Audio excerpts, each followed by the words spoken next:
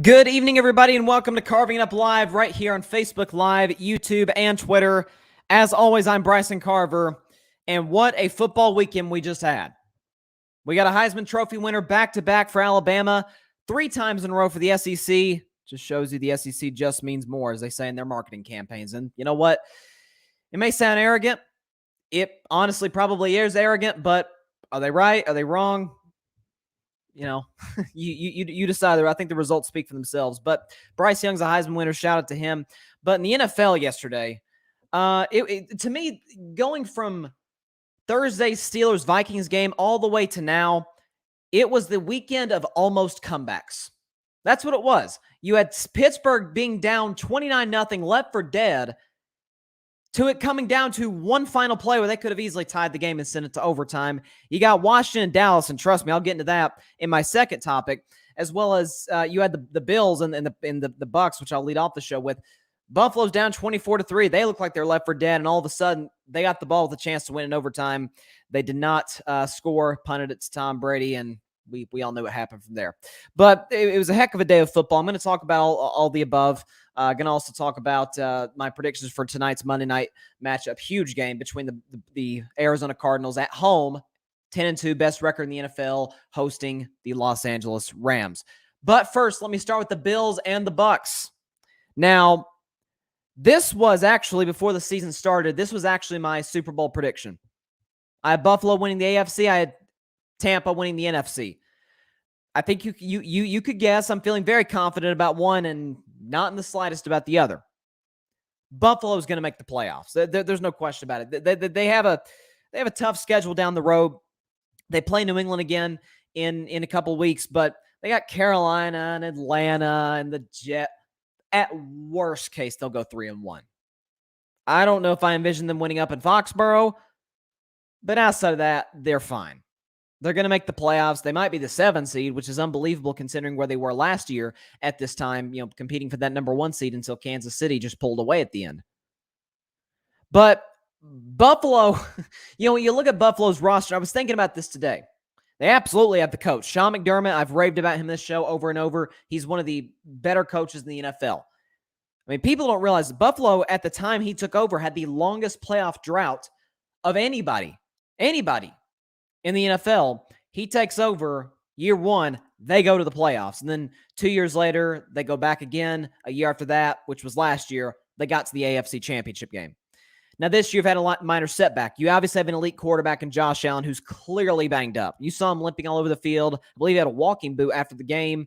McDermott said it's going to be a day-to-day thing. I anticipate Josh Allen will try and gut it out and play the rest of the season, but he will clearly be hampered by that injury probably for the rest of the 2021 NFL season. But you look at the receiving core, Cole Beasley, it's cuckoo, but Cole Beasley made a big impact yesterday. He made those big catches in that last drive where they tied the game to send it to overtime. Stephon Diggs, some Buffalo fans, was he interfered with? Was he not? I was fine with no flag. I felt like both guys were hand fighting. It's a tight game. I wouldn't have thrown the flag in that situation on either Diggs or Carlton Davis, who's guarding him.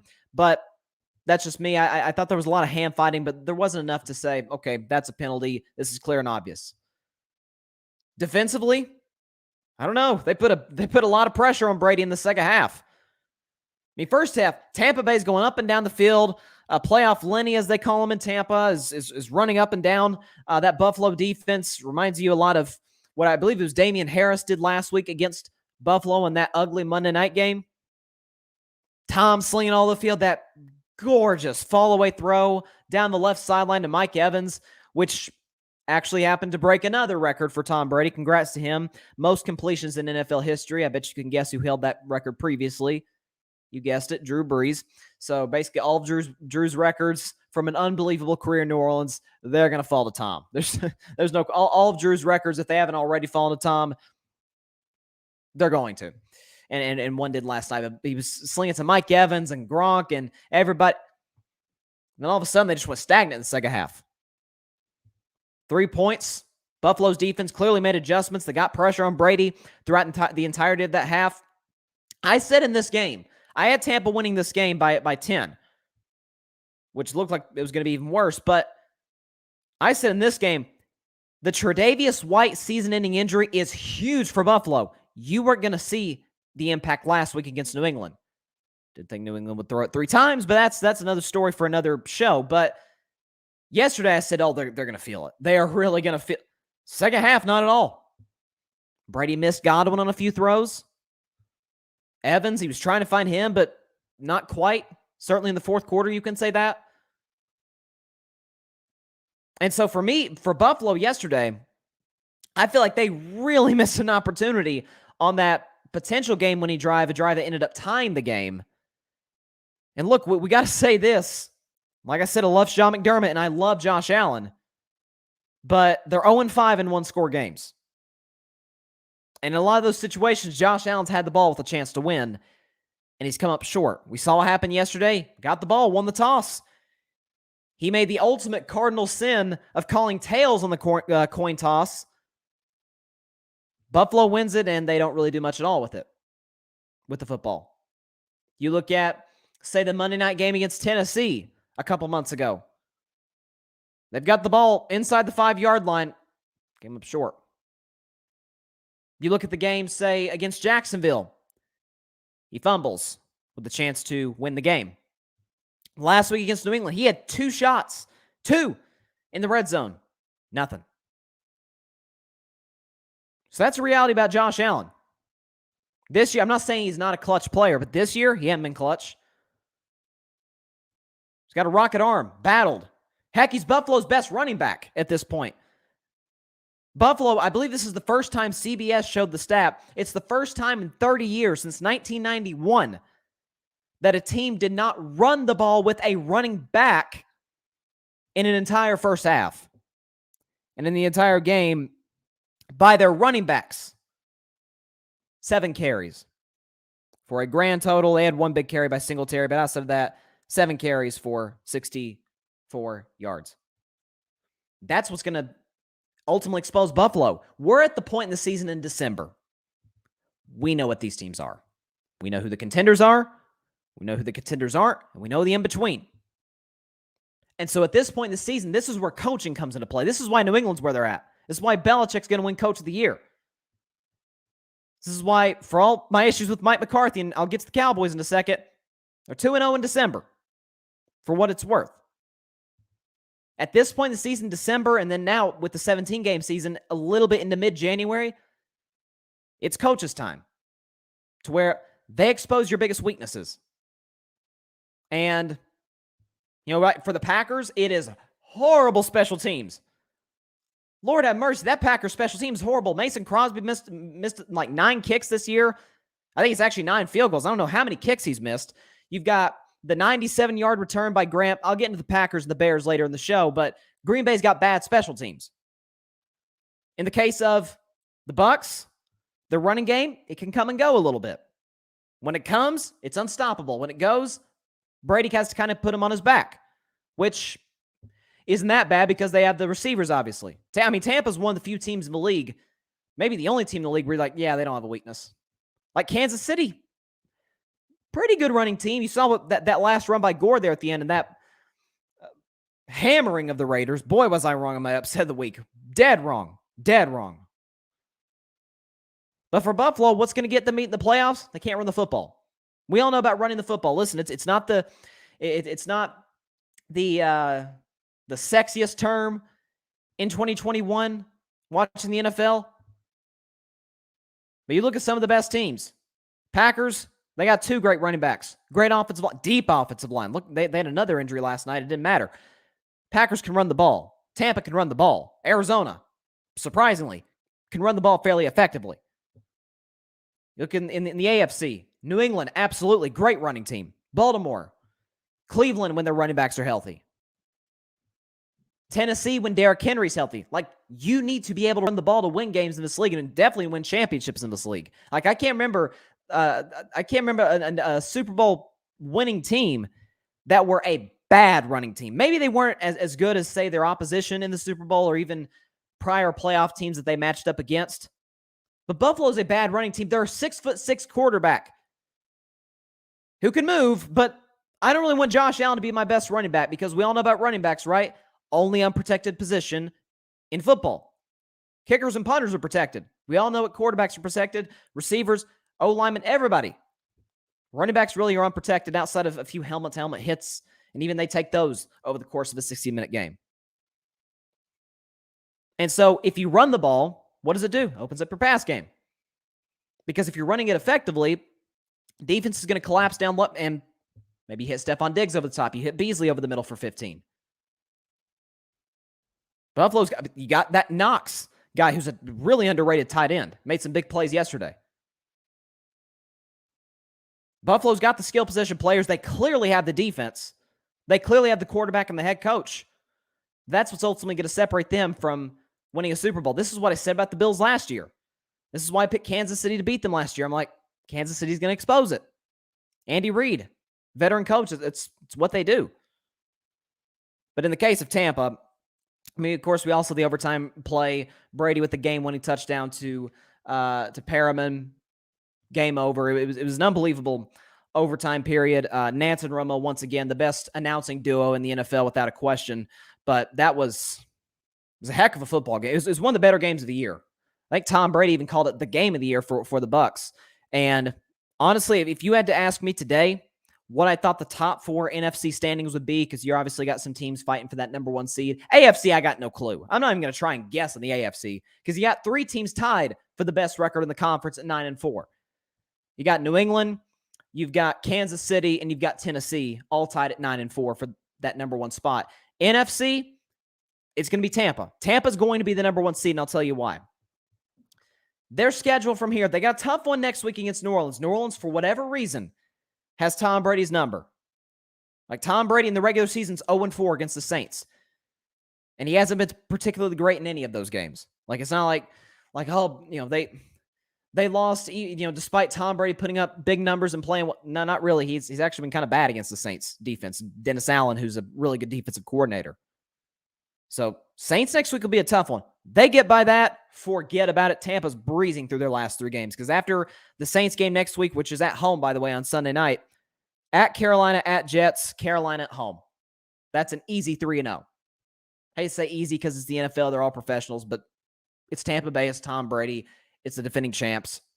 They're going to breeze by their last 3 games. So I think Tampa Bay is going to finish 14-3. In the case of, say, the Arizona Cardinals, I think they're going to lose 2. Whether it's to the Rams tonight, whether it's the Cowboys, I don't know. But I have a feeling they're going to lose two games down the stretch of this season and ultimately fall down to around 3 or 4, and then Dallas, Green Bay will be sandwiched in the middle. That's what it'll come down to. So that's where I'm at on Tampa Bay.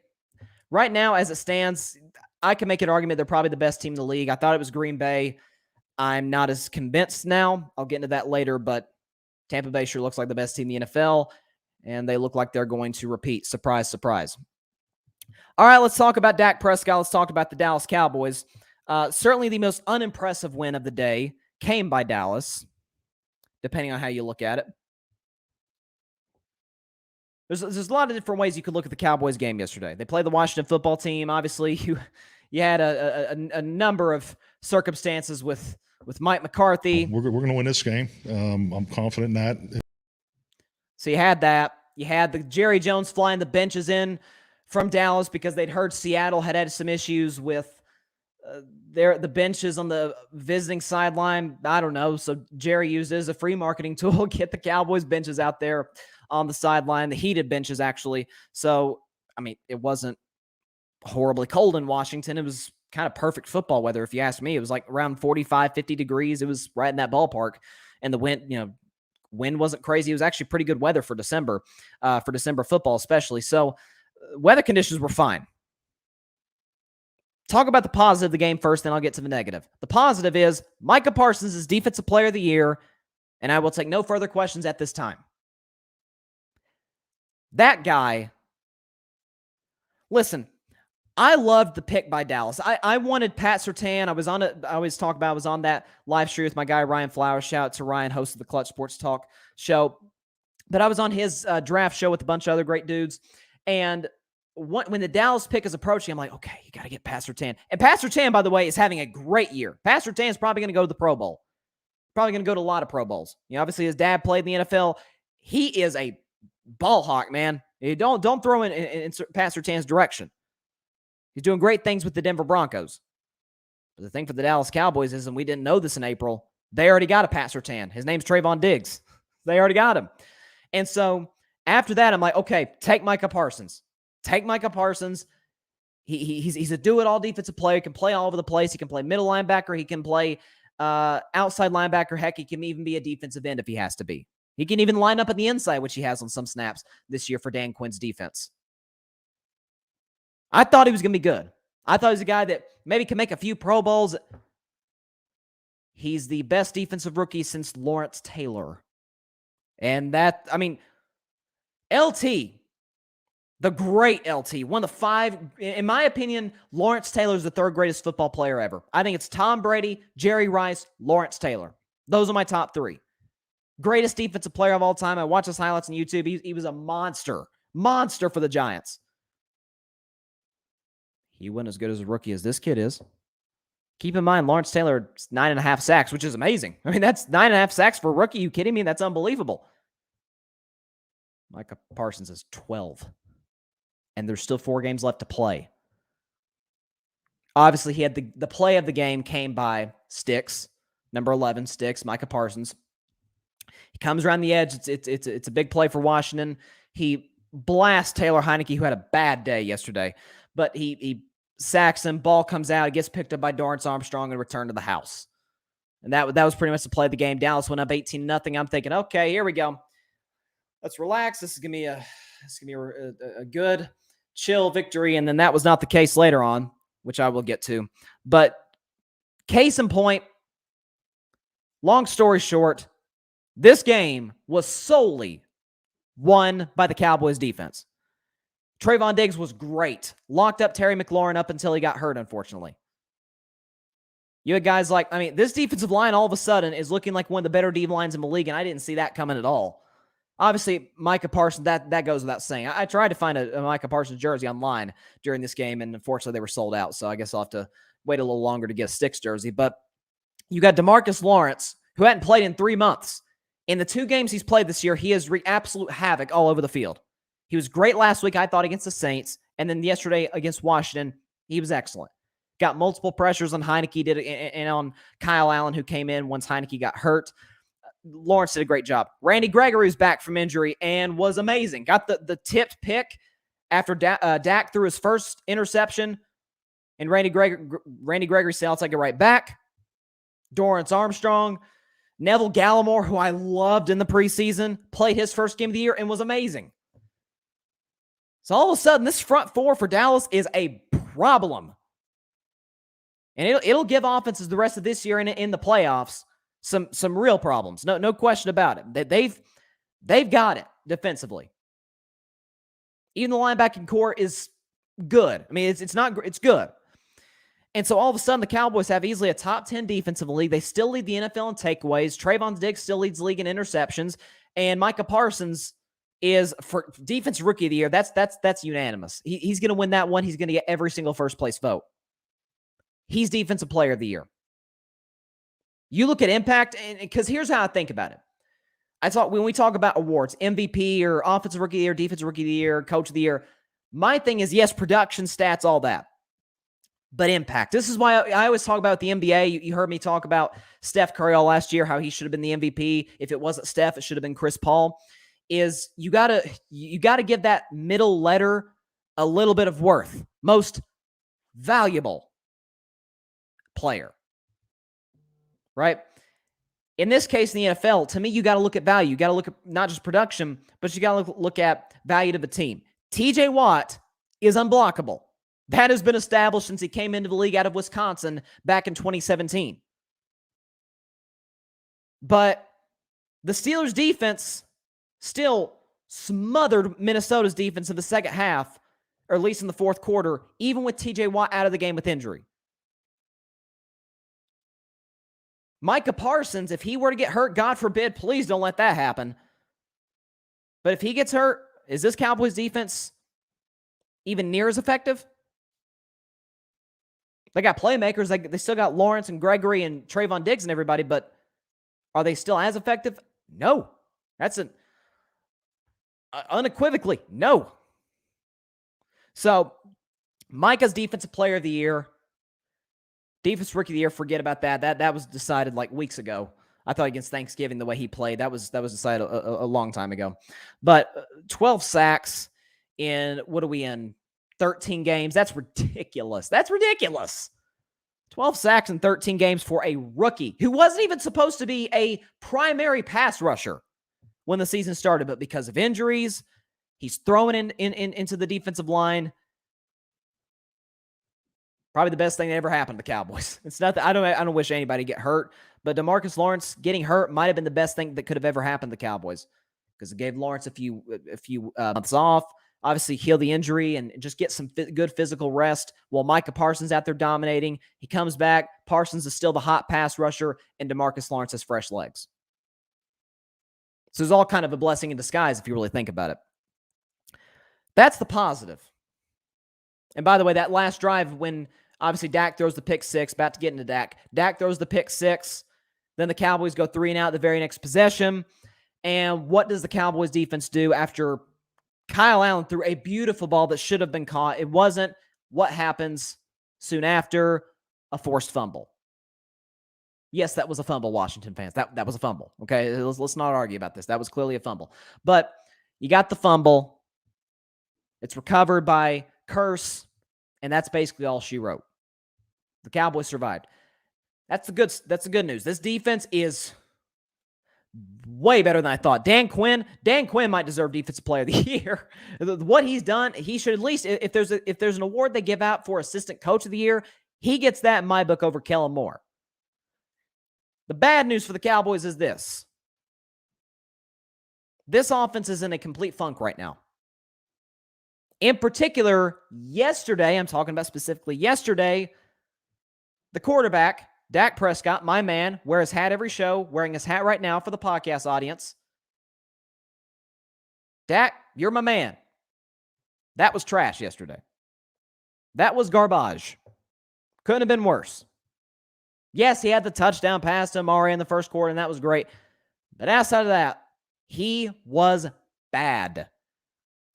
Numbers say he's bad. Okay, you got the 211 yards, that's fine, but couple picks, both were clear. Quarterbacks throw picks sometimes. You're like, yeah, that one on the quarterback. That was a drop pass. That was defensive player making a great play. No, both picks were on Dak. The first one, he totally sailed it over CeeDee Lamb's head, and Landon Collins picked the pass off. And then the second one, people are blasting Kellen Moore. Again, I'm a Dak fan, but I got to tell how it is. People are blasting Kellen Moore for saying, why are you throwing the ball in that situation? Burn clock. And my response is, it was a well-designed play. Dalton Schultz was open there for a second. If Dak throws it to him like right on the money, he catches the pass, he gets the first down, the Cowboys can just bleed more clock from there. And Washington doesn't even have a chance to even tie the game, which they did just a minute later. He's got the bootleg. He's got Schultz for a second. He waits a half second, 1 second too long. He floats the pass, and Holcomb intercepts it and takes it to the house, and we've got like a totally new outlook on the game. Like, those are the plays you cannot make. Not up 13 with 4 minutes. You're up 13, 4 minutes left. If there's nothing there. Now, Dak didn't see him. Take the sack. Dump it to the check down if there's anything there. Maybe CeeDee Lamb. I haven't watched the play if there was like a receiver there on that right sideline, but get it to somebody safe. It's all about playing it safe at that point. You got a 2-score lead. Washington just scored. Just keep it out of their hands. If you can't bleed the clock out, punt it back to them with like 2 minutes left. They're not winning the game at that point. So Dak let Washington back into the football game. The good news is his defense bailed him out. And so, to me, Dak had a QBR of 10. By the way, that's, for those of you who don't know, that's 0 to 100. They gave Dak a 10. So he failed miserably. And a passer rating of 58. I thought that was generous, to say the least. But let's be real. Let's be honest about this. The overreaction, and look, it's a Sunday in December. The season's coming to a close. We got 1 quarter of the NFL season left. So there's more overreactions. I get that. But people act like, oh, it's marginal quarterback play. You can't win a Super Bowl with Dak Prescott. If he plays like he did yesterday, you can't win a playoff game, depending on the matchup. You can't win a playoff game if Dak Prescott plays like that. You darn sure can't beat Arizona in 2 weeks. Or yet 3 weeks if Dak plays that poorly. But this notion like, oh, this is what Dak gives you. This is what he does. No, he's in a slump. Heck, I'm not even sure if he's in a slump. People's like, oh, yeah, I'm in the same since the calf injury. Really? Did you see Atlanta? Did you see Vegas? Even last week against the Saints, he was making some dart throws into those tight windows to Lamb and Cooper, big third down plays. Dak was good against the Saints. He wasn't great. He was good. Raiders, I thought he was excellent. Didn't turn the ball over. Just kept Dallas afloat. Eventually tied the game, sent it to overtime. Like that's what Dak Prescott does. People are like, oh, what about the Chiefs game? He had 2 bad throws that game. The missed throw to Gallup on that first play, and then right before the half, after Micah Parsons doing what he does, sacks Mahomes, strip sack, Dallas has the ball, and a couple plays later, Dak underthrows CeeDee Lamb, unfortunately gets CeeDee concussed, and it gets intercepted in the end zone. Outside of that, the reason I'm not saying Dak was horrible in that game, he was off. He wasn't horrible, though. It's certainly not as bad as he was yesterday, because Dak had like 1 second to throw every play. You got Chris Jones. You've got Frank Clark getting in his face, applying pressure. Receivers aren't getting open. It was just a bad offensive day for the Cowboys that afternoon in Kansas City. So I think if you're looking at the Cowboys right now, and if you told me that a unit was struggling for the Cowboys, you'd obviously guess the defense. You're like, oh boy, we're scoring 30 points if a defense is struggling. No, that's not really. No, the offense in all reality scored 20 points. That's all they did. They scored 20 points. The other 7 came from the Dorrance Armstrong touchdown defensively after Parsons strip sacked Heineke. But to me, if you would ask me which unit would I rather be struggling, honestly, I'd probably say offense. Because that would imply, oh wait, the defense is playing well? Wait, they're taking the ball away? They've got the defensive player of the year. They've got a guy who probably will finish in the top 5 for defensive player of the year in Trayvon Diggs. I'll take it. Yes, the running game is struggling. Zeke is done. He's done. He's in the year 6. He hasn't been the same since he got his money. Yes, he's not healthy, but there's a lot of dudes not healthy. Nobody's healthy at this stretch in the season. Tony Pollard could be out for the season. So the Cowboys' best semblance of a running game is probably going to come from Corey Clement, who was obviously the Super Bowl hero 4 years ago in Philadelphia, had over 100 yards receiving from Nick Foles. They're probably going to have to rely on Corey Clement or some free agent running back. I don't know who they go out there and get. Maybe convince Frank Gore to retire. I think he's going to a boxing career, so I don't think they'll be able to do that. But that's reality. The Cowboys for the rest of this season, unless Zeke's leg just magically heals, which is not, they're not going to have a running game. That's just the harsh reality of it. Good news is, defense is playing out of their minds right now. And the offense, next week against the Giants, will get back on track. You think about Dak's bad games this year, he's rebounded and played well. He was horrible against Denver. Horrible. Next week, they dropped 43 in Atlanta. And Dak was amazing. You look at yesterday against Washington. He was horrible. Can't defend him. Next week against the Giants and moving forward, he'll be fine. I have no worries about Dak Prescott whatsoever. So that's the thing with the Cowboys right now.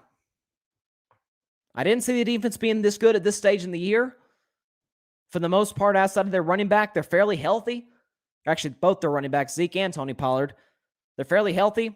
I thought Mike McCarthy wasn't terrible yesterday. I guess that's kind of a standard at this point, but he wasn't terrible yesterday. But look, at the end of the day with Dak Prescott, it comes down to 5 letters that another not former, but he's still playing, but another great quarterback once said. RELAX.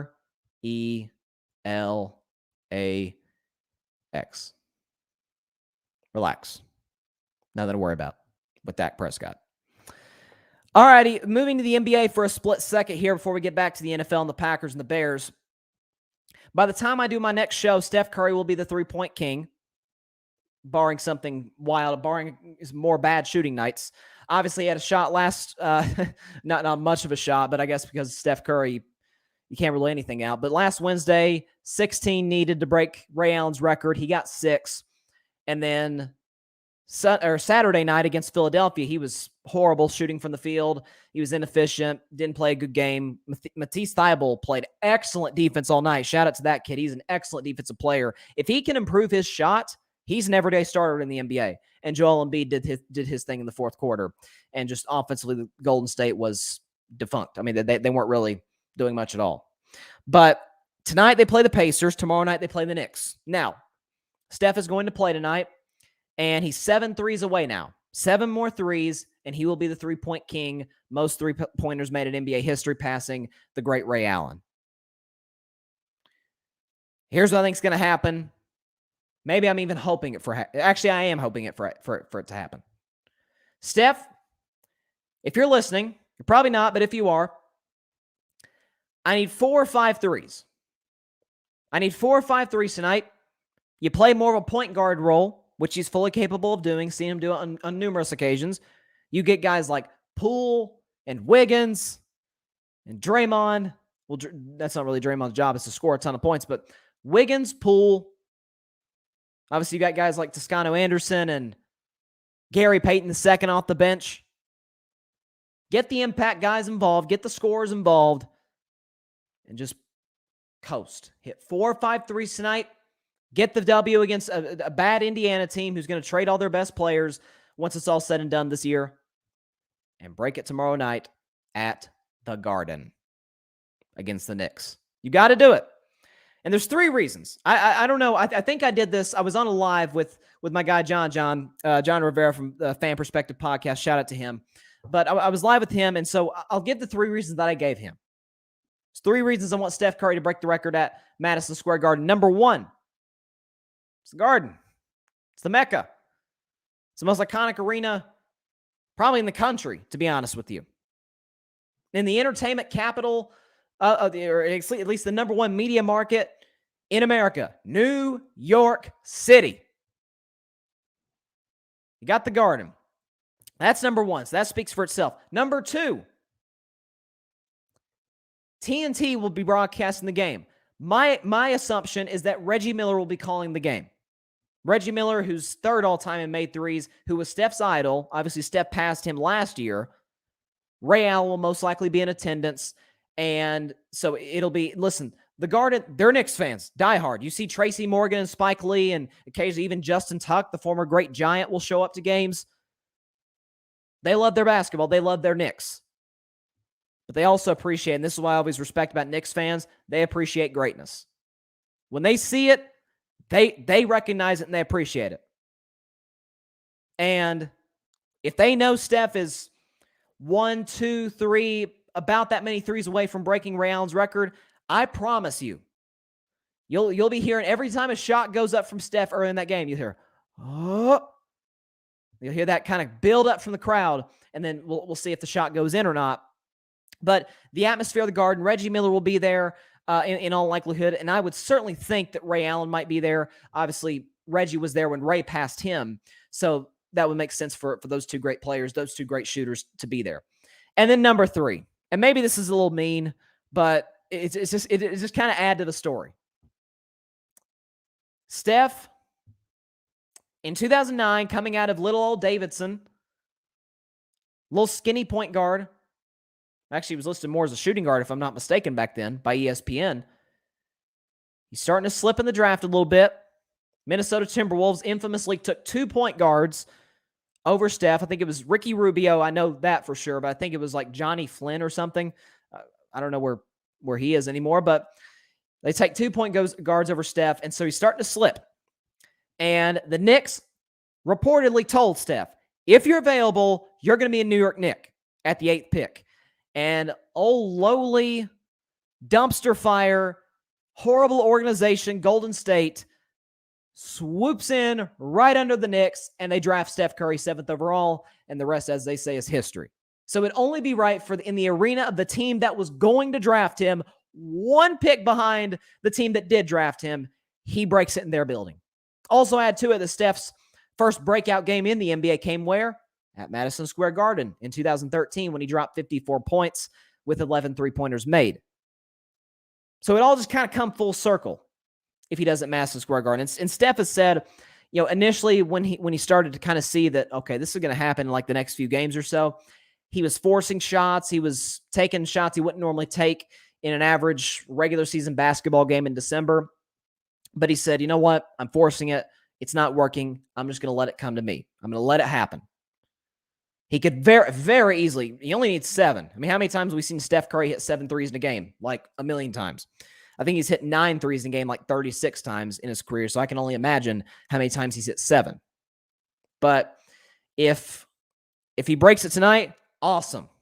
Hey, as Steph pointed out a few days ago, it'd be kind of cool because it was in the same arena that Reggie Miller played in, obviously with the Indiana Pacers. That'd be cool. But man, you got to do it at the Garden. You got to do it at the Garden. The anticipation building up for that game will be insane in New York City. It'll be crazy. You'll have fans everywhere. You'll have the sports media, ESPN. A lot of their studios are based in New York City. It'll be a big old spectacle. All those thousands of fans will show up to watch Steph warm up before the game. It will be crazy. It'll be crazy. Steph, 3 to 5. 3 to 5 threes tonight. We don't need you to be Superman. Let Jordan Poole, Andrew Wiggins, and Draymond, getting them both involved, let them carry the show. By the way, it's a back-to-back on the road, so don't expend all your energy tonight. Save it all for tomorrow. Break the record at the most iconic arena in NBA history, and that will be how it will be. It's going to be a great moment. I don't know if it's going to happen tonight, honestly. And listen, you know I'm a Steph fan. I got a freaking picture of Steph right behind me, but I want him to break it at Madison Square Garden tomorrow. It's got to happen. It's got to happen. All right, back to the NFL and to a weird Sunday night game last night. A lot of people had that Bears-Packers game being real low scoring. I saw the Bears struggling offensively last night, and the Packers dropping 38. They dropped 45 when it was all said and done. It was my actual. You know what? I'll say this. I'll give myself a little pat on the back. My upset of the week was way, way off. Just by, 39 points. That's all. But if I were a betting man, hit it right on the money. Packers were favored minus 12.5. And I'm like, okay, let me think about this. Yeah, they're going to cover. Chicago's not playing good football right now. Green Bay is. They're coming off a bye. Packers cover. And it was looking a little doubtful there for a while, but ultimately they did. They were favored by 12.5. I would have bet the over if I were a betting man, of course. And they won by 15. So they did their job. So those that bet the over in Vegas, good for y'all. You just won some money. But I got to say, from Chicago's perspective, I'll talk about Chicago, then I'll move to Green Bay. Look, they're 4-9. Obviously, we've known for weeks, heck, maybe even months, they're not going to make the playoffs. They're in a transitional stage of their organization. Matt Nagy's probably going to get fired. He's going to get a job elsewhere. I just think where he's at, where the Bears at, it just doesn't align. But I think Matt Nagy is an excellent head coach. I thought he made some questionable calls last night, but overall, I think Matt Nagy's as good as it gets. I love the guy. Love him. I think he's going to get another opportunity elsewhere. But for the Bears, and I said this a month ago after they played the Steelers, y'all found your guy. You found him. That's the guy. The Bears have been looking for a quarterback for decades. They thought they had it, 10, 15 years ago, whenever it was, when they got Jay Cutler. But Jay Cutler, we know about him. Yes, he's big, strong, has a perfect quarterback body and frame and all the tangibles, but as far as intangibles, he was, let's put it this way. Jay Cutler's intangibles were as bad as Tim Tebow's tangibles. That's how I'll put it. Like, horrible. He was a terrible leader. Didn't put much effort or energy into the offseason. That's not who Jay Cutler is. Ryan says, what exactly has Nagy done? Well, Matt Nagy did get the Bears to the playoffs for the first time, and I think it was 8 years at the time. They hadn't been originally they hadn't been back to the playoffs since that 2010 NFC Championship game when they lost to the Packers, to Aaron Rodgers. And they haven't been back to the playoffs since. And in year 2 with Mitch Trubisky, they got to the playoffs. If it weren't for a double doink kick by Cody Parkey, they win a playoff game over the defending champs of the time, the Philadelphia Eagles. Now, what they do from there, who knows?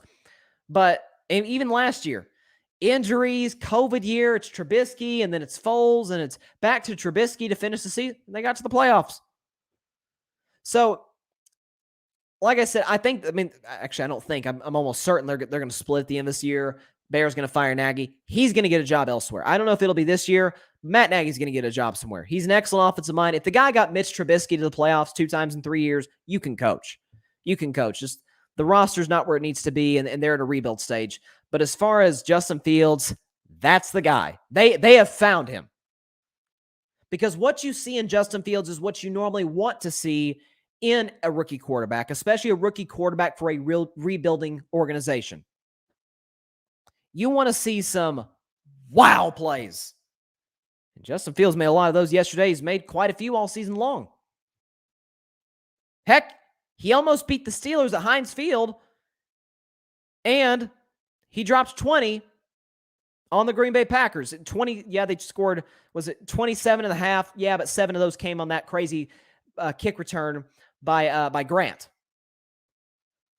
But they scored 20 in the first half on what was supposed to be a good Packers defense. And then, of course, they kind of got almost shut out in the second half. They got a field goal to cut it to a 2-score game. But they were defunct offensively in the second half. But when you look at what Justin Fields brings to the table, he makes mistakes. That's what rookie quarterbacks do. You saw Trevor Lawrence. That was bad. 4 interceptions against Tennessee. Zach Wilson yesterday, way under 50% completion. Mac Jones is out there throwing 3 passes. Trey Lance isn't even playing yet. He will next year. Justin Fields is the best rookie quarterback. Right now, Justin Fields is the best rookie quarterback. He can lead the Bears to a Super Bowl. Not next year, not even the year after that. Give him 3 to 4 years, and the Chicago Bears will be in the championship discussion. Because if they find the right coach, and that's going to be huge. You think about the Rams. They had Jared Goff. They hire Sean McVay. Within 2 years, they're in the Super Bowl. Keep in mind, Jared Goff went winless in his rookie year. Looked like a bust. 2 years later, he was in the MVP discussion and playing against Tom Brady in the Super Bowl. That's Sean McVay. So if you can get Fields the right coach, then man, he's going to take you places. Bears fans, get ready. He's going to take you places. So they've absolutely found their guy. Got a few comments here from Ryan. He says, not sure that's enough for me to say he's a great coach. I'm not saying he's a great coach, but I think he's a really good coach. Pretty average play caller. I think he benefited from having really solid defenses. He did, Khalil Mack. But you're right. You'll get another chance. He'll just be another coach who really hasn't done much, and we'll get another opportunity. Totally botched the Justin Fields situation this year. That kid should have been starting day 1. I 1,000% agree with you, and that's probably where he lost the locker room. Where the play, and I remember talking about this in the preseason a few months ago, where Andy Dalton's coming in and he looks like Andy Dalton. He's efficient. He's getting the ball to the right guy. He's a smart player. He's been in the league for a decade. He's a veteran. But then you see Justin Fields come in like, ooh, dang, this kid's going to be good. And those guys in that locker room like, oh, boy, this guy, if we can just get him on the field, and then they start Andy Dalton. It's like, what are we doing? What are we doing? Are we trying to win? We always say, organizations tank. Players do not tank. You think a guy who's getting hit for 3.5 hours wants to lose just for draft positioning? He don't care about that. So maybe that's where Matt Nagy lost the locker room. Maybe it's where Ryan Pace lost the organization and the team. But I agree. They botched the Fields Dalton situation from the beginning. He should have been the starter from day 1, and that's how it is. But that was not well executed at all by the Bears. So if the Bears franchise quarterback, you got him in the building, and he wears number 1. He is going to be a superstar. Superstar, absolutely. I mean, Trevor Lawrence may work if he gets an actual coach. At least Justin Fields has Matt Nagy. Matt Nagy's won a lot of games in the NFL. Urban Meyer is a terrible NFL coach, but we'll get to that a little later in the show. And then you got Zach Wilson, who's just all over the place, man. I wasn't high on Zach Wilson out of the draft. And then in the preseason, a few weeks in the regular season, I'm like, oh, I kind of see something. And since he's been terrible. I mean, he's been absolutely horrible. Ryan says Pace needs to go. Ryan Pace talking about the general manager. Yeah, he does. The draft picks haven't been great. He hasn't built on a roster that was decent when they took the job, when he and Nagy took the job. I think he deserves to be fired more than Nagy, but they're probably both going to get the boot. And then you got Mack up in New England, who's throwing 3 passes because the coaches don't trust him. And then out in San Francisco, you've got Trey Lance, who, listen, this is what it is. It's Alex Smith. I know you've heard everybody say it, but it's true. It's Alex Smith in Kansas City in 2017. Jimmy Garoppolo was excellent yesterday. Had the game-winning drive, right, in overtime. Touchdown to Brandon Ayuk to win it. He played well in the fourth quarter, and that was what Alex Smith did. Alex Smith, he kept you in games. He won you games. He got you to the playoffs. Jimmy G is going to get the Niners to the playoffs. They may win a game depending on who they're matching up against. If they're playing like Tampa or Green Bay or somebody, I don't know. Maybe they could sneak one depending on how it plays out and how the coaching and everything. We're a month away from that, so we'll see. But Jimmy Garoppolo can win you a ton of games, especially with that roster and that coach. But his ceiling is not even close to Trey Lance's ceiling. So that's why he gives Trey Lance a year to develop. Remember, Trey was coming in a little bit earlier this year for San Francisco, and they put these little special packages in there for him. He started a couple games, and it was like he's not quite ready. And that was the thing about Trey Lance coming out of North Dakota State is he needs reps. Yeah, he needs time, learn the playbook. San Francisco is in a win-now scenario with Garoppolo. See how far he can take you. The reports are they're going to trade Jimmy G at the end of the season, hand the franchise to Trey Lance, and you'll be absolutely fine. Trey Lance, to me, I said it before the draft, he's going to end up being the best quarterback out of the 2021 class. Just got to give him time. Once he gets in the field next year, he's going to be special. But Justin Fields might be right up there with him. It's like what I said this offseason. Justin Fields, like a year ago today, was like, yep, Justin Fields is the number 2 pick behind Trevor Lawrence. And it's like, wait, what happened? I'm happy for Fields because he didn't go to the Jets. Nothing against the Jets or the fans. Shout out to Alfred. But man, thank God he didn't go to the Jets. Or it could have been a whole lot worse than it is right now with Chicago. So we'll see. But as for the Packers, got a little bit off track there with rookie quarterbacks. To Aaron Rodgers and with the Packers. I've said for 2 weeks or so that I thought the Packers the best team in the NFL. That might still be true. Not as confident right now. That defense, man, gave up a lot of yards, multiple big plays. Now, some of that was special teams, but they gave up a ton of big plays to that Chicago offense. Again, some of that's Justin Fields and how good he's going to be. But like you mentioned, Ryan, you're talking about the O-line. O-line is terrible. And they get pressure on Fields, just get right out of there and skedaddle for 10 to 15 yards, right? Offensively, the Packers were fine. I mean, Aaron was great. Devontae Adams is impossible to cover. A.J. Dillon, Aaron Jones were great as usual. The Packers, it's been determined the Packers have the deepest offensive line in the NFL. I don't know what it is. They got the deepest offensive line. They had another guy go down last night, and it literally didn't even show. It didn't matter. Some of that's Aaron getting the ball out of his hands quickly, but he was extending some of those plays, and offensive line held up great. Now, albeit it's a defensive line, Chicago, that, especially with that Khalil Mack, isn't going to put a ton of pressure on you, but still, to have a lot of backups out there and be doing what the Packers are doing is highly impressive. But that defense, it can be had. And we've seen this in the playoffs with the Packers. Or even in the regular season. Last year in the regular season, they were average. They were like right in the middle of the pack. They were like 13th in the league in defense, I think. And they'd have these games here and there. We're like, whoa, that Packers defense is. And then the playoffs, you're like, wait, where'd that defense go? Yes, Jair Alexander's coming back, But I don't know, man. Rasul Douglas, man, that kid, 2 straight games with the pick 6. Shout out to Rasul Douglas. He's doing his thing. And obviously Zadarius Smith as well coming back soon. So they're getting reinforcements that's going to help them a ton.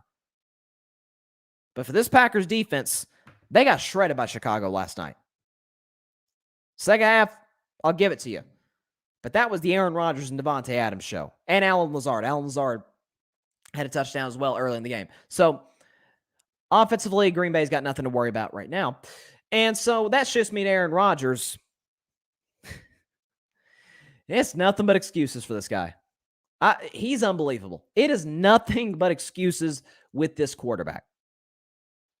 After the game, he was asked by the reporter for NBC, how's your toe feeling? Because we know he's got the COVID toe. We don't know if it's a COVID toe. We don't know if it's a legit like injury. Maybe did he stub his toe? Did somebody step on it at practice? We don't know. We know that his little toe on his, I think it's his plant leg, his right leg in the case for him, because since he's a right-handed quarterback, is hurt.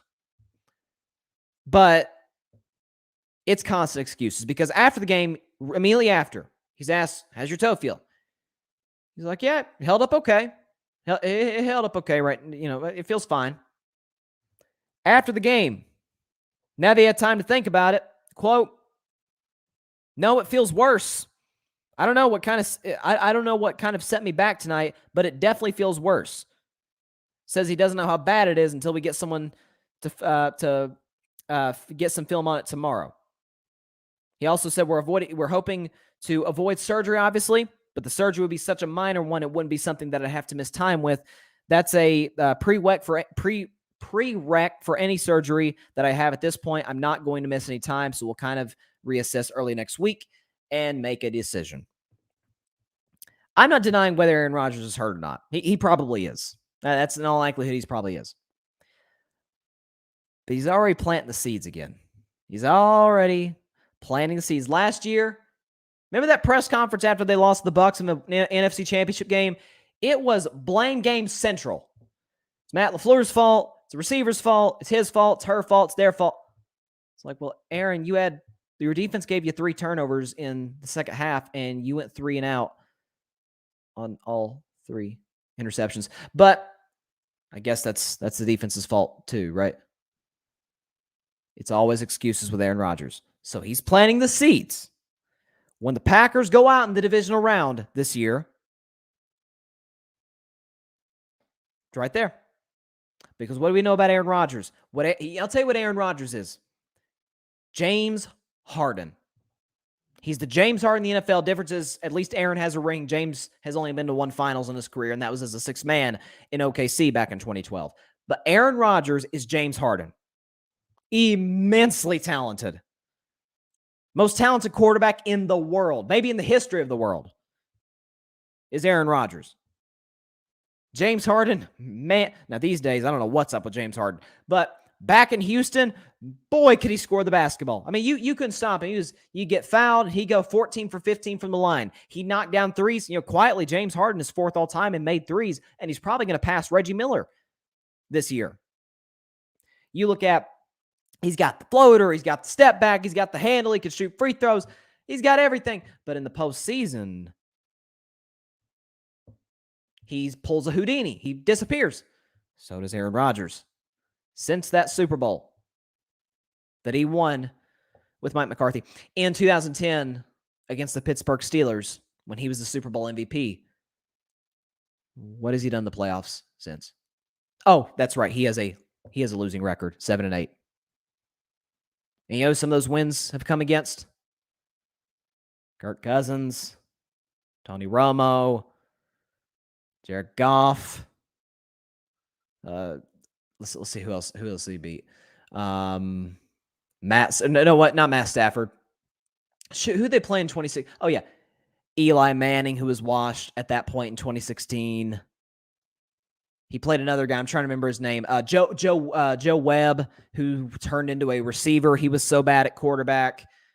It's like, come on.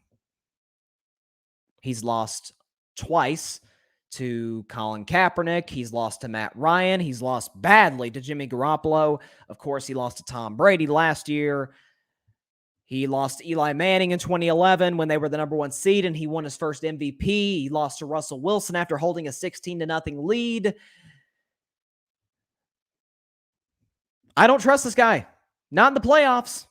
Regular season, right now he's second to Brady in the MVP. Brady to me right now is the runaway MVP. But if you had to ask me who second place is, I'm giving Aaron Rodgers the slight edge over Kyler Murray. Kyler Murray's third. But we've watched this movie before. We've seen it a numerous amount of times. Now, I don't trust Matt LaFleur either. To be fair to Aaron, I don't trust Matt LaFleur either.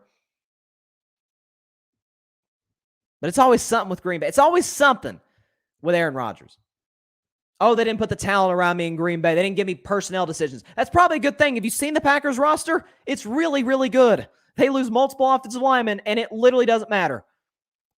They protect just as well. They got 2 elite running backs. They got the best receiver in football.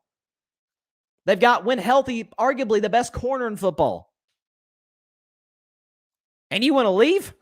If it's cold weather, I get it. But outside of that, if you want to leave? I've been immunized. No, you weren't. You took cattle dewormer from Joe Rogan. It's always something with this guy. May I remind everybody out there that Tom Brady played with a torn MCL last year when he led Tampa Bay to a Super Bowl championship. We didn't know until the offseason. I had no clue. Nobody. Last time we heard that, we were like, he what? That was the first thing I saw. I was like, he what? Torn MCL, won the Super Bowl. It's amazing. Brady is the king of no excuses. Aaron Rodgers is the king of excuses. That's the difference. When we talk about who's better and who's greater, this is why I always differentiate better and greater. Who's better? Aaron Rodgers is better than Tom Brady. Who's greater? It's not even a discussion. Because Brady's very talented, not as talented as Rodgers. But Brady possesses the intangibles that Aaron doesn't. That's what separates the two. That's why Brady's got 7 and Aaron has 1. And that one was won a decade ago. With Mike McCarthy. Did I mention that? Let's look around the rest of the NFL for just a second before we get into my prediction for Cardinals and Rams tonight. The Browns beat the Ravens, and the biggest story coming out of that game is that Lamar Jackson could be out for a minute. Now, John Harbaugh said today they expect Lamar to play next week. Just talked about the Packers. They expect Lamar to play next week against the Packers. But we'll see. The ankle injury didn't look great. He was carted off the field, didn't return. And I will say this to Tyler Huntley's credit, did a great job in relief of Lamar Jackson. Guy went 27 for 38, a touchdown, passer rating of 99. So backup comes in the game and has almost 100 passer rating against a really good Cleveland Browns defense.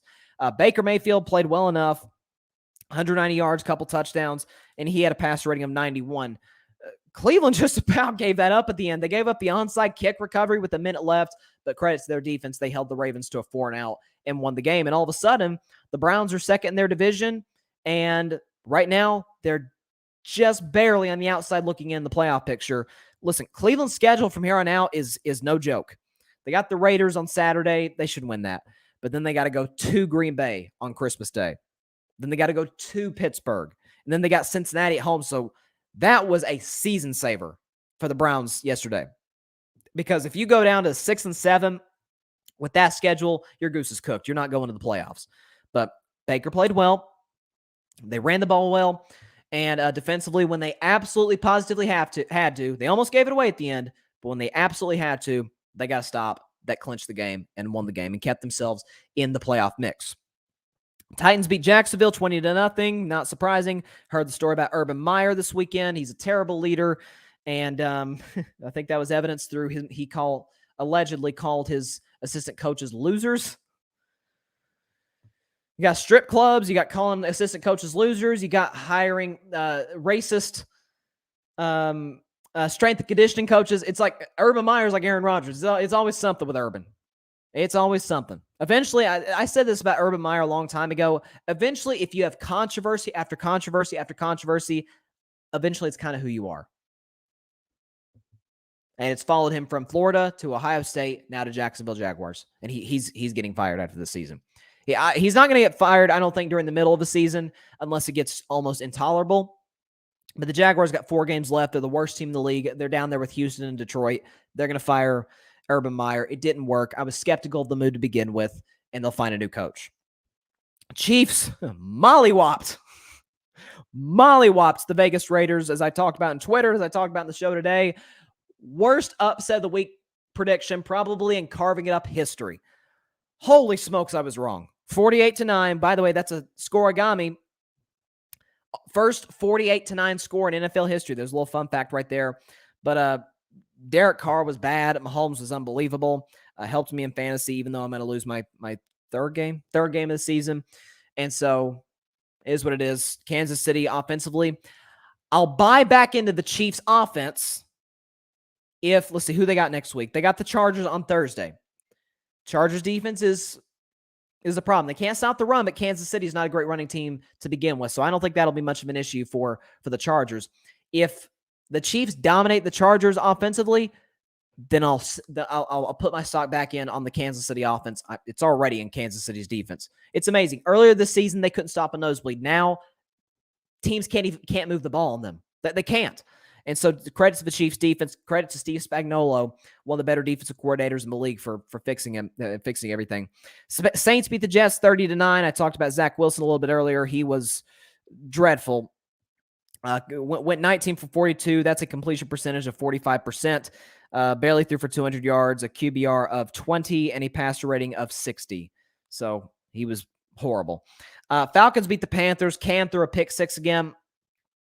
I like Matt Rule, but he's managing this Cam situation horribly right now because Cam throws the pick 6 and gets benched. You bring PJ Walker in, he throws an interception. You bench PJ Walker and you bring Cam back in. That's not how you do things. I know Terry Bradshaw talked about it after the game on Fox. He's like, look, you got to commit to somebody. If it's PJ Walker, then PJ Walker starts the rest of the year. If it's Cam, vice versa. But you got to be more decisive if you're Matt Rule. Seahawks beat the Texans 33-13 because, of course, they did. The Texans are a dumpster fire. The Broncos beat the Lions 38-10. There were some unbelievable tributes to Demarcus Thomas. Obviously, here's a picture right here, Teddy Bridgewater, and they held a moment of silence with DT on the scoreboard in Denver. And on the first play of the game, the Broncos had the ball.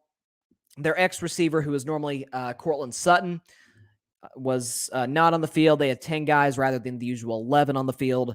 In order to honor Demarcus Thomas, they took a delay of game, which Detroit classily declined the penalty, and they proceeded to play football. And to the Broncos' credit, they did a great job of honoring Demarcus Thomas throughout. You see right there the interception by Justin Simmons, and then they go over to Demarcus Thomas's number, which was painted onto the sideline. And they honored him throughout the game. They won 38-10. Good for Denver, honoring somebody who was a great player and an even better person. You saw Peyton Manning with the tributes. Him and his 2 kids went there along with a ton of fans to pay tribute to Demarcus Thomas. Just hard to believe that he's gone. I talked about it on Friday. It's stunning. 33 years old is far too young, and so we will continue to pray for his family, his friends, his loved ones. And but credit to the Broncos, man. They did a great job. It's a first-class organization in Denver. They paid tribute to Demarcus Thomas in a great way, and they won the game convincingly. So Denver's still in the wild card mix. Won by 28. That first win for Detroit didn't last very long, but Denver got the job done. And they're still in the AFC wild card mix without a doubt. You've also got the Giants and the Chargers. Justin Herbert, shocker, was amazing, albeit against the Giants defense that is average at best, and certainly against the Giants offense that is below average, without a doubt. The Giants in rebuild. I don't know if Joe Judge is going to keep his job beyond this year. David Gettleman's definitely not keeping his job beyond this year. Giants, like the Bears, are in a full rebuild, but unlike the Bears, they don't have a franchise quarterback. Daniel Jones is not going to get the job done. Mike Glennon definitely ain't going to get the job done. So the Giants got a ways to go before they're back to being the 07 Giants or even the 80s or 90s Giants winning all those Super Bowls. The 49ers beat the Bengals in what was one of the better games of the week. You had, obviously, San Francisco was controlling the game, up 17-6, and here comes Joe Burrow in Cincinnati rallying back and tying the game, sending it to overtime. And then Jimmy Garoppolo hit, I think was it Brandon Ayuk? I said that earlier. I think it was Ayuk. Yes, he hit Brandon Ayuk, who's a really good slot receiver, from 12 yards out. He made an acrobatic play to stretch it over the goal line, won the game for the 49ers, who are now 7-6. And as it stands right now, they're in the playoffs. So credit to them. They were 2-5, 2-4, 2-5, I think 2-5 at one point this season. And they have completely turned their season around from that point. So credit to San Francisco. It's a well-coached team. Kyle Shanahan's doing his thing again. Jimmy Garoppolo's playing well. The defense is playing well. And they got it done against the Cincinnati Bengals yesterday on the road, too, cross-country. So great win by the 49ers. And I obviously talked about the Bills and the Bucs and the Bears, Packers, and the Cowboys and Washington. So here we go. It is Week 14 of the NFL season. It is the final game of Week 14 of the NFL season. We've got the Arizona Cardinals at home with the best record in the NFL, hosting their division rival, who is only 2 games back of them, or 2.5 games back of them, the Los Angeles Rams. 2 games. Butchered that. They're 2 games back of the Cardinals. And as it stands right now, the spread is -3 Arizona. So this is your classic pick 'em. Now, the Rams got some pretty bad news before the game because both Jalen Ramsey, arguably the best corner in football, certainly their number 1 corner, obviously, and Tyler Higbee, their starting tight end, both are out due to positive COVID tests. So that's 2 really key losses for the LA Rams. Now, if you're asking me as a Cowboys fan who I'm rooting for, that's obvious. I'm rooting for the Rams to try and see if Dallas can maybe catch Arizona in the standings because they do play them in Week 17. But in the Rams case, they lost 2 key players to COVID. Stafford and Odell, they've connected for 2 touchdowns the last 2 weeks. I still don't know if Odell's specific role with the team works perfectly. And we know what Matt Stafford does in big primetime games, big playoff games. He usually shrinks. And in the case of Kyler Murray and DeAndre Hopkins, they missed 3 weeks. The Cardinals went 2-1. They come back last week against the Bears, and it looks like they never missed a beat. Looks like they didn't miss a game. And they dominated the Bears last week to win their 10th game of the season. But against the Rams team at home, with the Rams missing the guys that they're missing, I think the Cardinals are going to cover the spread, and I think they're going to win this game 24-20. I actually see the Rams getting out to a little bit of a lead early just because they're undermanned. They know there's more of a sense of urgency. This is very similar to Dallas and Washington, where if the Cardinals win, the division's a wrap. It's over. But if the Rams win, all of a sudden you only got 1 game that separates the two with 4 games to go, and it's very much not over. So, but I think the Rams get out to a lead early, but Kyler Murray leads a 4th quarter comeback, a 4th quarter drive to win the game with a touchdown, and the Cardinals win this one 24-20 in what I think is going to be a very entertaining game. It could be maybe. It's like I said, today or this week has been in the NFL. It's been the week of almost comebacks. The Steelers and the Vikings, Washington and Dallas, and then Buffalo versus Tampa Bay. Maybe that's the case tonight. I'm rooting for the Rams. I hope I'm wrong on my prediction, to be honest with you. But my gut feeling tells me that the Cardinals are going to get it done tonight. Right now, honestly, they have the better team. They don't have the better coach. Sean McVay's a better coach than Cliff Kingsbury, but that's no shade. That's no shot at Cliff. He's done a great job for him. And I got the Cardinals winning, going to 11-2, and keeping their hopes very much alive and getting that number 1 seed in the NFC. So with that is all the time we have for tonight's show. Appreciate everybody stopping by. We may or may not have a very special show on Thursday. I'm going to keep you in the loop on that. So stay tuned on my social media platforms. You see those down there for the podcast audience. You can follow me on Instagram at Carving It Up Podcast, on Twitter at Carving It Up Pod, and then Facebook, just search Bryson Carver. Carving Up logo should be up there. And be sure to like, comment, and subscribe on YouTube and share, which helps the channel grow and the show grow quite a bit. Be sure to catch the show on Thursday on Facebook Live, YouTube, and Twitter. So enjoy the game tonight, everybody. It's beginning to look a lot like Christmas and like the holidays. So enjoy this time of year with family and friends. And certainly it's going to be a crazy month in sports without a doubt. So have a great evening. Have a great week. See you on Thursday. God bless you all. Peace out.